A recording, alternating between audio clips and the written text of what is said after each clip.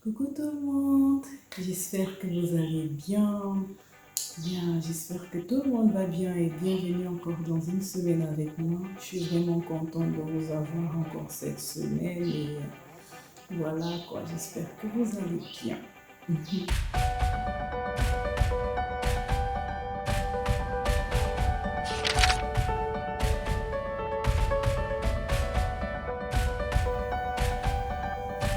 Coucou tout le monde, comment vous allez?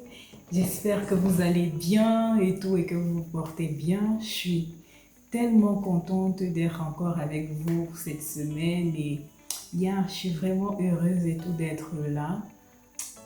Voilà quoi. Tout d'abord, j'aimerais vraiment commencer par vous remercier, vous qui aimez, qui partagez, qui commentez, qui vous abonnez à la chaîne. J'aimerais vraiment vous dire merci pour votre soutien et tout. Et voilà quoi. Alors, cette semaine, j'aimerais parler en fait d'un sujet qui me tient à cœur depuis quelques semaines, si je vais dire ça comme ça. Comme vous avez vu le titre, on va parler, je ne sais pas si je vais dire ça, de l'importance de ne pas seulement l'importance de ne pas séparer les versets, mais l'importance de ne pas tourner comme la Bible à notre avantage. C'est déjà, en fait, je me souviens il y a quelques semaines et tout, j'étais en train de prier avec un groupe d'amis. Et puis, pendant qu'on priait et tout, ils ont commencé à prier, voilà, il y a cet homme qui a fait ci, je t'envoie des mots de tête, je t'envoie ceci, cela. Et puis, j'étais vraiment choquée pendant la prière et tout. Je me disais, mais qu'est-ce qui se passe? Et puis, j'étais vraiment mal à l'aise, j'arrivais à peine à continuer à prier, en fait. Et puis, le même incident s'est encore repassé il y a quelques jours ou quelques semaines et tout, où je priais avec des gens et tout, et puis on priait à l'encontre des ennemis parce que ça dépend et tout aussi, c'est que tu ne considères pas quelqu'un comme ton ennemi, je suis pas sûre que ce sera ton ennemi en fait. Hier, contre ces gens, c'était déjà machin, vous m'avez mis et tout dans les marmites, je vous remets dans les marmites, vous m'avez envoyé les mots de tête, je te renvoie les mots de tête. Et puis ce même sentiment s'est encore passé. Et puis j'étais du genre, en fait, il y a quelques semaines, je priais par rapport à ça, je demandais au Saint-Esprit, est-ce que c'est vraiment juste ou bien c'est moi qui ne comprends pas les choses, ou bien il y a des trucs comme ça. Et puis c'est là où je me suis ressouvenu et tout, de tous ces passages bibliques qui parlent du fait d'aimer nos ennemis et tout, et de ne pas en fait retourner en fait les choses et tout comme à notre avantage. C'est en tant qu'être humain, on a comme ce sentiment-là, on veut forcément une justice et tout, on veut forcément que les choses soient justes, on veut être comme se défendre et il n'y a rien de mal par rapport à ça, mais le Seigneur dit que ce n'est plus en tant que chrétien, ce n'est plus à nous de nous défendre nous-mêmes de cette manière-là et tout, mais c'est à Dieu de laisser tout ça entre les mains de Dieu parce que Dieu sait comment agir, parce que ces personnes en fait que je ne sais pas si je vais dire ça comme ça, que vous considérez comme vos ennemis, ces personnes que vous attaquez là. Vous ne savez pas quel est le plan de Dieu pour ces personnes et vous êtes là et tout comme si vous...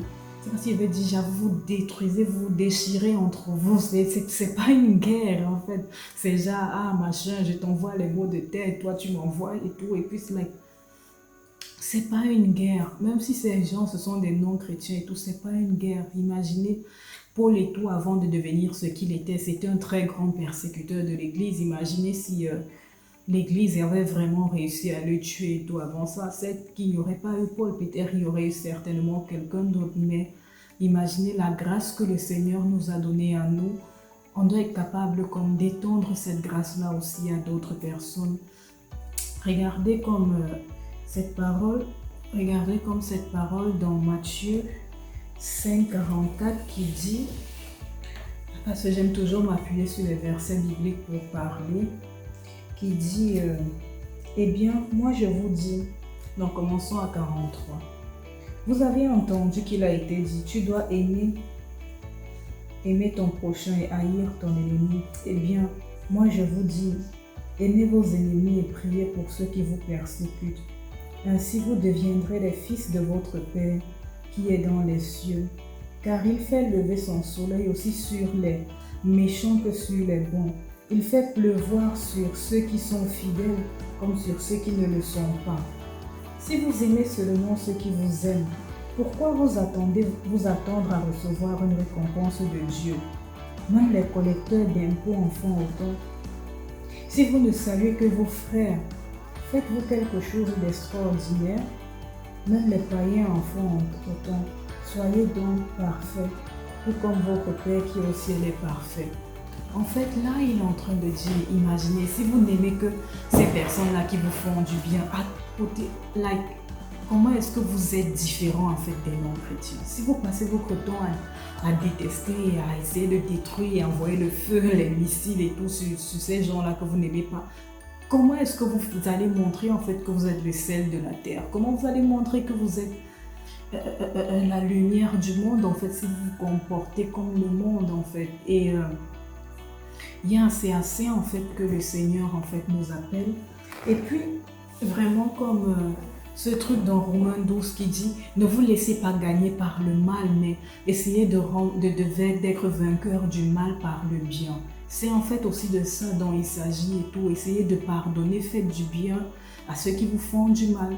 Je sais que c'est pas du tout évident tous les jours, c'est pas du tout facile parce que en tant qu'être humain et aussi par notre chair, on veut comme une justice et tout, mais le Seigneur a dit que la justice lui appartient, c'est lui qui se vengera pour nous, c'est lui-même qui repayera et tout contre nous, parce que en parlant même de ça, il y a ce verset que j'ai vu que les gens utilisaient, c'est pour ça que je me disais du genre, c'est pour ça que j'ai horreur, en fait, j'aime pas vraiment qu'on sépare les versets bibliques, mais essayer de comprendre dans quel contexte est-ce que cette personne disait ça.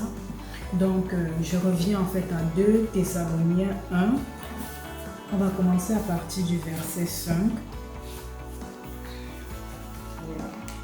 Je n'ai pas ouvert l'expliquer tout. Donc, ok. 2 Thessaloniciens 1, à partir du verset 5, il dit « Il y a là une preuve du juste jugement de Dieu. Car c'est ce que vous supportez bien quand vous car ce que vous supportez vous rendra digne de son royaume pour lequel vous souffrez. En effet, Dieu est juste. Il rendra détresse pour détresse à ceux qui vous font souffrir et il donnera l'apaisement à vous qui souffrez ainsi qu'à nous. Cela se passera quand le Seigneur Jésus-Christ apparaîtra du ciel avec ses anges puissants. Il viendra dans un feu flamboyant pour punir ceux qui refusent de connaître Dieu et qui n'obéissent pas à la bonne nouvelle de notre Seigneur Jésus. Ils subiront comme châtiment une ruine éternelle, loin de la présence du Seigneur et loin de la puissance glorieuse. Lorsqu'il viendra en ce jour-là, pour être honoré et admiré par tous ceux qui lui appartiennent et qui croient en lui. Vous serez vous-même de leur nom, car vous avez cru au message que nous vous avons annoncé. En fait, ce verset dit là que quoi? Certes et tout, le Seigneur va faire justice. Certes, le Seigneur et tout. Il n'oublie pas, il n'oublie aucun de vos cris, il n'oublie aucun de vos appels. Il écoute tous ces cris-là et tout. Mais comme Pierre dit et tout, le Seigneur ne tarde pas dans l'accomplissement de ses promesses, c'est qu'il veut que tout le monde soit sauvé. Imagine ces personnes qui vous persécutent aujourd'hui, vous ne savez pas et tout par quoi, qu'est-ce qui peut la toucher demain et qu'elle change de vie et tout. Et puis vous serez impressionné par le changement dans la vie de ces personnes-là qui essayaient de vous attaquer auparavant. Mais le Seigneur veut que tout le monde soit sauvé en fait. Ce n'est pas comme une guerre de se détruire et tout ça. Et ça me rappelle en fait quand le Seigneur voulait entrer dans ce village de Samarie, j'espère que je prononce bien, de Samarie et tout, et puis ces gens-là avaient refusé d'accueillir Jésus, et puis c'est Jean, je pense c'est Jean et Jacques qui s'étaient fâchés, ils demandent au Seigneur et tout, est-ce qu'on envoie le feu sur cette personne parce qu'il ne veut pas vous recevoir? Mais le Seigneur les a dit, tu ne sais pas quel esprit t'anime, tu ne sais pas quel esprit est en train de t'animer parce que ça là, ce n'est pas mon œuvre et tout. Ce n'est pas l'œuvre de Dieu. Il dit, je ne suis pas, le Fils de l'homme n'est pas venu pour détruire les hommes, mais pour les sauver. Mais c'est pour ça, là, et tout, on se pose vraiment la question, quand on agit de la sorte et tout, qu'est-ce qu'on est en train de faire? Est-ce que c'est l'œuvre de Dieu ou c'est l'œuvre du diable? Parce que je pense que c'est le diable qui est là pour égorger, détruire et pour tuer, en fait. Mais Jésus dit, il est là pour sauver les gens et tout. Parce que cette même compassion-là qu'il nous a donnée, parce que nous aussi, on n'était pas parfaits avant les choses qu'on faisait. Je ne sais pas si on en a peut-être même honte maintenant, ou bien si on se rappelle même et tout, parce que nous, avant, on n'était pas parfait et tout ça, mais le Seigneur a eu grâce sur nous. Pourquoi ne pas étendre cette grâce aussi sur les autres aussi qui ont besoin de cette miséricorde en fait? Pourquoi ne pas étendre cette grâce sur les gens qui en ont besoin? Voilà et tout, parce que c'est du genre, on va se dire que ok, ben voilà et tout, mais si c'est que ça se passe et tout, comment et tout faire? Alors si c'est qu'on ne peut pas attaquer, on va rester là et tout, prier Dieu et tout se laisser. Non, le truc c'est que tout ça, comme on dit déjà, vraiment, c'est un combat spirituel. Et le truc dans un combat, c'est que tu ne peux pas aller en guerre si tu ne connais pas qui est vraiment ton ennemi, en fait. Tu ne peux pas aller en guerre si tu ne connais pas qui est vraiment ton ennemi. Et là, maintenant, le truc, c'est que de savoir vraiment qui est ton ennemi. L'ennemi, ce n'est pas les hommes. On n'est pas venu pour s'entretuer entre nous hommes, non. Notre ennemi, en fait, c'est le diable. Il faut savoir et tout contre qui on se bat. On ne se bat pas contre la chair et le sang, mais contre les principalités, les puissances spirituelles de ce monde. C'est eux qui sont à l'origine de toutes ces choses-là. Ce n'est pas les hommes en tant que tels. C'est que beaucoup d'entre nous avons le cœur très dur et tout ça.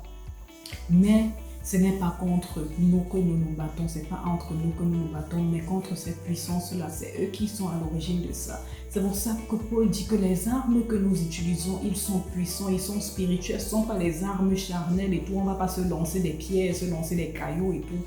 Pourquoi? Ce sont des armes spirituelles, ils sont dans le but et tout de détruire l'œuvre et tout du royaume de ténèbres. En fait, pas de se détruire entre nous qui sommes censés encore revenir au royaume de Dieu.